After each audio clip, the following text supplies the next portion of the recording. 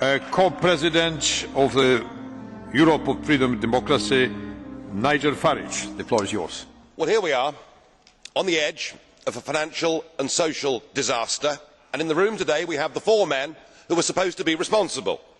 And yet we've listened to the dullest, most technocratic speeches I've ever heard. You are all in denial. By any objective measure, the euro is a failure. And who is actually responsible? And who's in charge out of you lot? Well, of course, the answer is none of you, because none of you have been elected, none of you actually have any democratic legitimacy for the roles that you currently hold within this crisis. And into this vacuum, albeit reluctantly, has stepped Angela Merkel.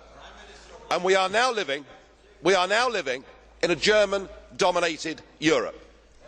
Something that the European project was actually supposed to stop. Something that those that went before us actually paid a heavy price in blood to prevent. I don't want to live in a German-dominated Europe, and nor do the citizens of Europe.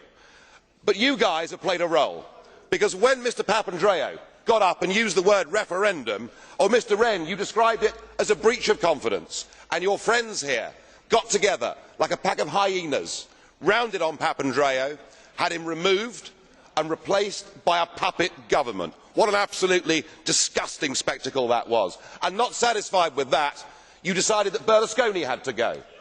So he was removed and replaced by Mr Monti, a former European Commissioner, a fellow architect of this euro disaster, and a man who wasn't even a member of the Parliament. It's getting like an Agatha Christie novel, where we're trying to sort of work out who's the next person that's going to be bumped off. The difference is we know who the villains are. You should all be held accountable for what you've done. You should all be fired.